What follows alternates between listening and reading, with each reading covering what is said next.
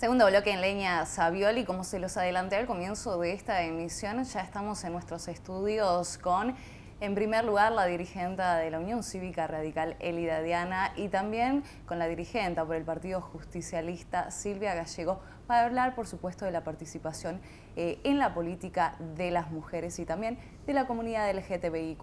Bienvenidas a ambas. Gracias. Bueno, la primera pregunta que les quiero hacer, por supuesto, y en esto hablando de la participación, tiene que ver si esta proporción, ¿no?, que se da en los cargos políticos que tiene la provincia de La Pampa a través de una legislación a través de las cuales las mujeres, ¿no?, pueden acceder a cargos políticos, cargos jerárquicos, ¿es real y fomenta esa participación real o es solo formal? Desde la perspectiva nuestra, y aquí quiero inicialmente dejar en claro que la cuestión de la discriminación política hacia las mujeres no es privativa de un partido político, atraviesa todos los partidos políticos, en tanto es una representación de la sociedad. Entonces, hemos tenido leyes que han marcado un camino y una intención de mejorar esa participación política, de hacer que la democracia se nutra de las voces de mujeres, varones, diversidades, como corresponde a una democracia que se preside tal, si pensamos que la mitad de la población está compuesta por varones en términos genéricos y la mitad por mujeres o diversidades sexuales. Entonces, esas voces tienen que tener una expresión cabal en la representatividad de los cargos electivos, de los cargos jerárquicos, y en ese devenir histórico, desde aquella Julieta Lanteri que arriesgó su vida para poder votar allá a principios del siglo XX, lograr el voto femenino en la década del 50, la ley de cupo femenino en la década del 90 y esta ley de paridad que finalmente en este momento está vigente, todavía no hemos podido garantizar esa participación al 50%. Silvia, ¿vos coincidís con lo que está diciendo Elida en esta, que nos ha garantizado totalmente la participación? Mira, yo creo que la discusión, o sea, no vamos a discutir los hechos históricos, sí. Creo que los hechos históricos son los que son, todos los conocemos y están. Para mí lo que está en discusión no es la participación, sino es cómo las mujeres llegan al poder y cuál es el trayecto para llegar y para permanecer. La construcción, las mujeres hoy peleamos y discutimos poder. Y lo decimos, esto que era casi hasta pecaminoso decirlo, cuando yo empecé a militar, por ejemplo, lo decimos abiertamente, nosotras discutimos poder. ¿Por qué? Porque, por lo que ya decía, constituimos más del 50% de la población, según el último censo, el 51 y pico de la población, y no está en discusión si las mujeres participan o no, porque de hecho las mujeres participan en la política aún desde antes de tener el derecho instituido. Si vamos a la Revolución de Mayo y toda la épica libertadora, vemos los ejemplos de las mujeres a lo largo y a lo ancho del país. Respecto a lo que estás diciendo, digo, dentro de vos como dirigente, ¿no?, del PJ y vos, Elida, bueno, como dirigente, ¿no?, de la UCR, ¿ustedes presionan a los varones, digo, para también ocupar esos cargos? Bueno, el ejemplo más cabal para ahí lo tenemos. El ejemplo cabal lo tuvieron los radicales que tuvieron que hacer una lista exclusiva de mujeres porque no les daban los rangos de participación que las correligionarias creían que les correspondía. Y nosotras en el peronismo lo mismo. Cuando nosotros en la década del 90 nos aliamos con las mujeres radicales para lograr la ley de cupo, lo hicimos teniendo en cuenta una participación mínima, que era el piso, pero que nunca lo planteamos como el techo. Claro, después tuvimos que discutir un proyecto de una reglamentación, un decreto reglamentario que definiera cómo eran esos espacios, porque si no, ese 30% iba al final de las listas cuando las mujeres seguían sin ingresar. Estas son las luchas, esta es la discusión al interior de los partidos. Hoy nosotros hemos logrado la ley de paridad y nosotros sostenemos abiertamente que esta ley de paridad intenta lograr una democratización de la democracia. Cuando digo una democratización de la democracia, que parece un pleonasmo, en realidad es darle especificidad a qué es lo que buscamos, que las voces de las mujeres y la manera de hacer política de las mujeres esté realmente representada en los espacios de poder. Juan Pablo. Silvia, me parecería interesante respecto a este tema que cuentes un poco tu recorrido, tu trayectoria, porque vos misma lo mencionaste, de tu época de militancia, cómo había cosas que no estaban ni en el radar. ¿Cómo has vivido dentro de un partido que estuvo liderado por fuertes masculinidades, pero vos también tuviste porciones de poder importantes en una época en que no era tan normal, digámoslo así? ¿Y cómo lo ves hoy en el cruce generacional? No sé hasta qué punto hoy estás militando o involucrada en la dirigencia política del día a día, pero contá un poco para que se vean esa diferencia.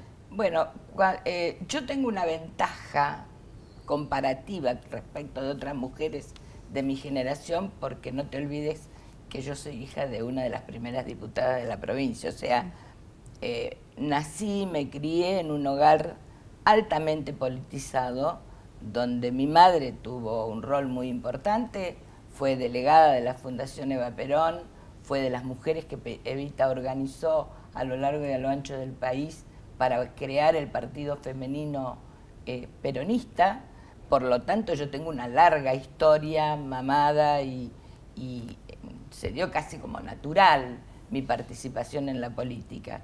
Yo no tuve que romper barreras familiares, ni obstáculos de prejuicios familiares, ni circundantes, porque mi familia estaba acostumbrada a ese rol. Distinto fue con quien fue mi marido. Él venía de una familia más tradicional en su formación. A él le costó más adaptarse a tener esta mujer, acompañar a una mujer que tenía un desarrollo político y que lo hice desde muy joven. Mi primer discurso en la política fue cuando vino Isabel Perón. Yo tenía 16, 17 años, estaba en el secundario. Y a mí me tocó recibirla en el acto de la CGT en General Pico. Y como joven, como miembro de la JP de aquel momento, que fue la llamada gloriosa, me tocó hablar en ese momento. Por lo tanto, para mí fue muy natural. Lo que no significa que haya sido libre de obstáculos. Fue una lucha difícil lograr el espacio. Y el otro tema, además de lograr el espacio, es cómo se hace el trayecto, que es lo que vos me preguntabas concretamente. El trayecto se hace con mucho esfuerzo. En mi época el trayecto se hacía con mucho esfuerzo porque había que demostrar que se podía, que se quería y que sabías. Lo cual significaba, y Eduardo, que en algún tramo hemos compartido alguna tarea, puede dar fe. Trabajar el doble, estudiar el doble, investigar el doble para poder ser escuchada. Que te escuchen tiene que ver también con lo que uno pone de voluntad. Eduardo. Sí, yo quería retomar esto que te preguntó Juan Pablo, porque la verdad que se deriva casi por decantación lógica la pregunta, ¿no? Vos mencionabas hace un rato que hoy por hoy la pelea es por democratizar la democracia. Y me parece que eso de alguna manera debe recorrer horizontalmente a todas las expresiones políticas.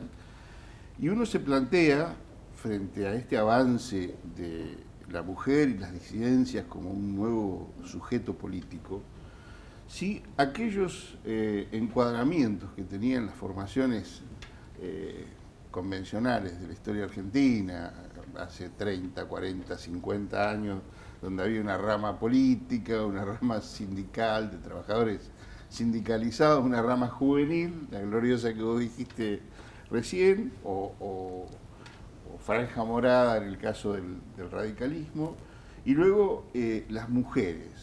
A ver, pregunto, esas mujeres así visibilizadas en esa época, hoy ya no caben en un esquema político, por lo menos en la forma en que estaban pensadas. Porque eran otros tiempos, porque la historia es dinámica, va cambiando. Y entonces mi pregunta es esta. Hoy por hoy, estas multitudes que se ven cuando se conmemoran determinadas fechas, que son icónicas, sí, emblemáticas, etcétera, etcétera. La discusión de la ley del aborto, por ejemplo, la ola verde. Por ejemplo. No están dando lugar a la creación de un nuevo sujeto social que quizás sustituya a los viejos sujetos sociales que en la época de Irigoyen o en la época de Perón o en el Cordobazo de alguna manera estaban conformados por otros actores, que a lo mejor hoy existen de otra manera. Ya no tenemos trabajadores sindicalizados con esas características, ni jóvenes con esas características, ni la política se entiende de esa manera o de la misma manera que antes. Entonces la pregunta ¿es hoy por hoy la mujer un eventual sujeto social con capacidad emancipatoria, es decir, de constituirse en un movimiento político capaz de transformar, no digo revolucionariamente porque pareciera que hemos duelado la palabra revolución en los últimos años, pero por lo menos emancipatoriamente estas diferencias que estamos viviendo en las sociedades del siglo XXI? Yo, si me permitís una opinión, cuando yo hablo de la mujer, de la participación de la mujer, hablo de la participación de la mujer sin importarme si es una profesional, si es una estudiante, si es una ama de casa, si es una gran erudita. Hablo representación de las mujeres, porque las mujeres tenemos una manera de hacer la política y de trabajar la política distinta. No sé si es mejor o es peor, es distinta. Es una voz, una integralidad distinta a la del hombre. A mí, yo creo que este fenómeno que se hizo tan visual con el tema del ILE y del IBE, cuando se trató la ley del aborto,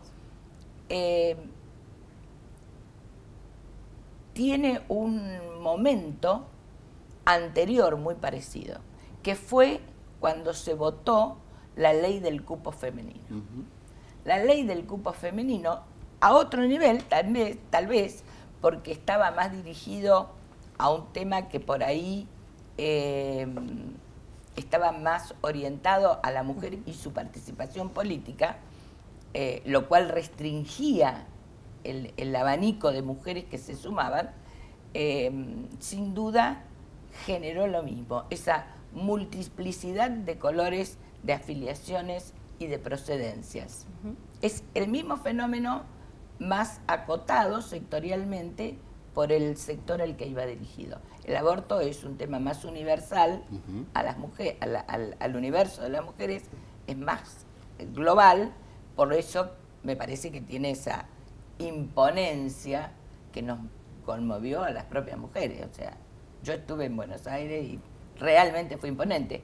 Como fue imponente que las mujeres copáramos el Congreso, la sala de diputados, el ámbito de la Asamblea de Diputados, el día que se votó la ley de cupo.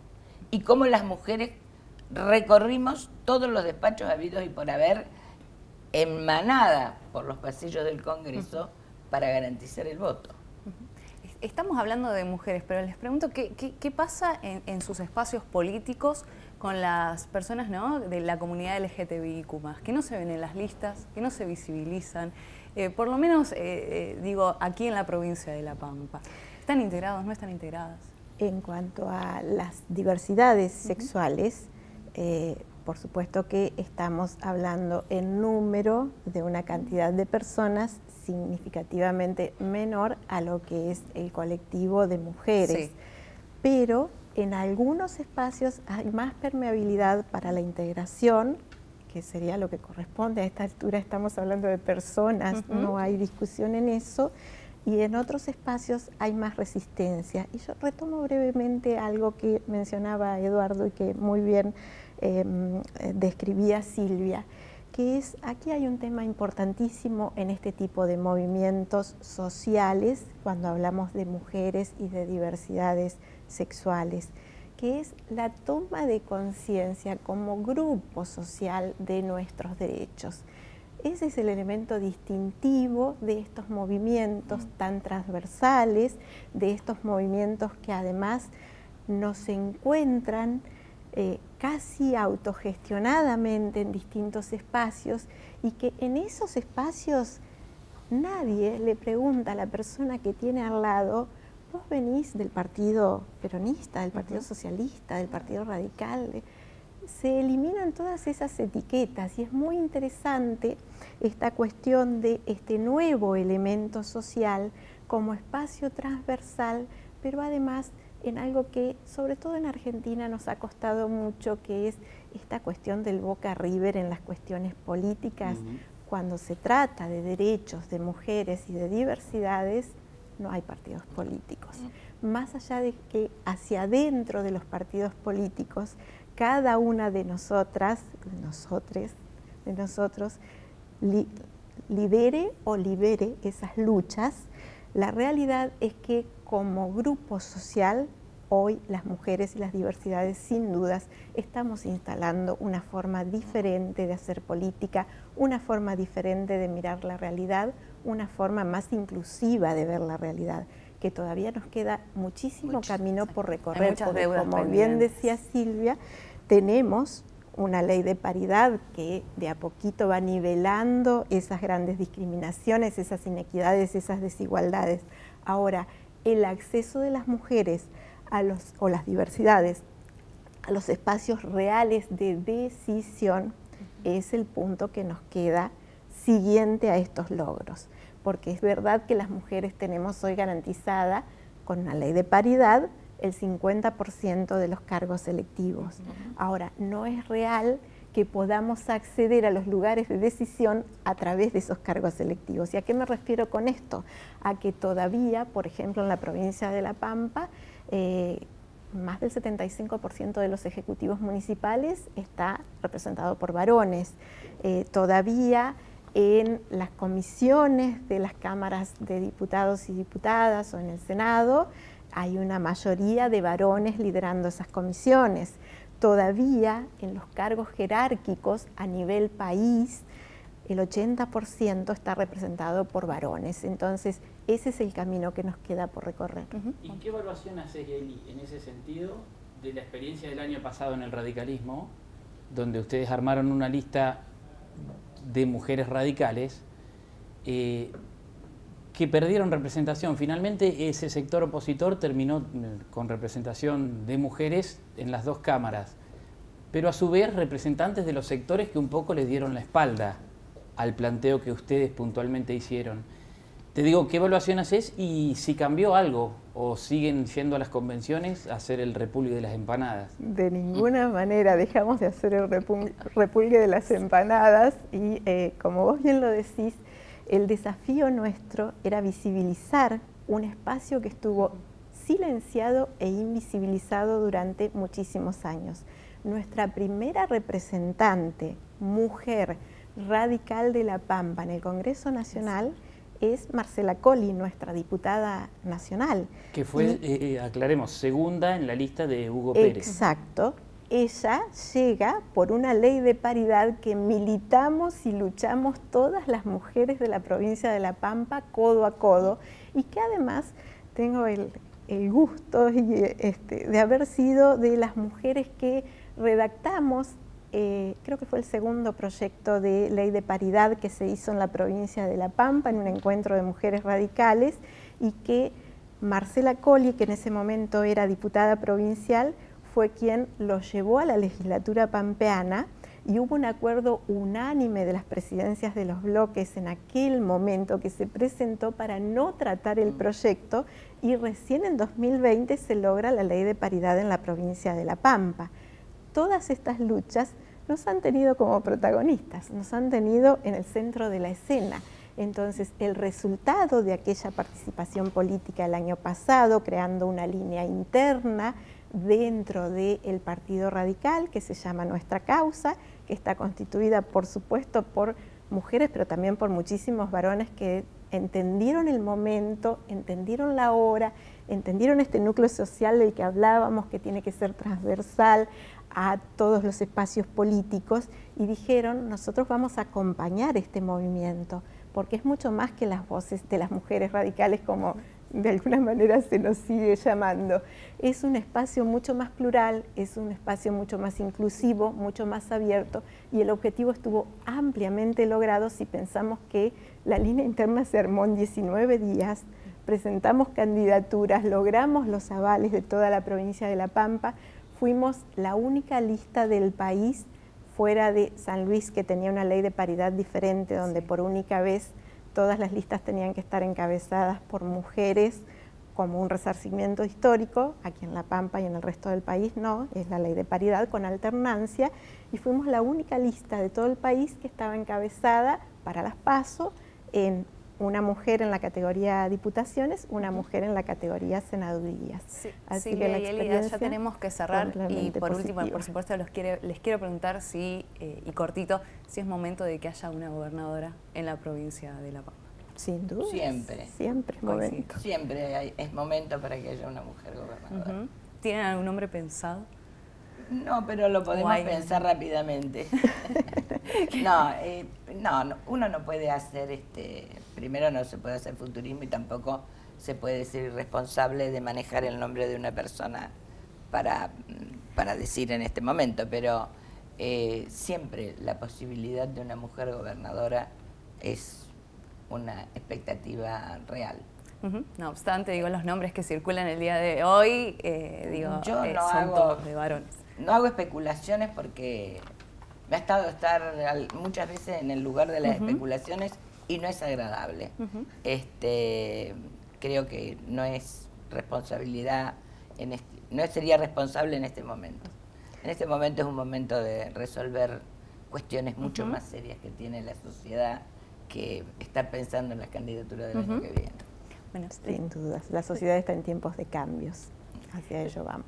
Elida, Silvia, les queremos agradecer muchísimo por estos minutos. Gracias a ustedes. Y de esta manera pasaban entonces la dirigente de la Unión Cívica Radical, Elida Diana, y también Silvia Gallego, dirigente en este caso del Partido Justicialista por Leña Savioli. Nos vamos a una pausa, enseguida regresamos.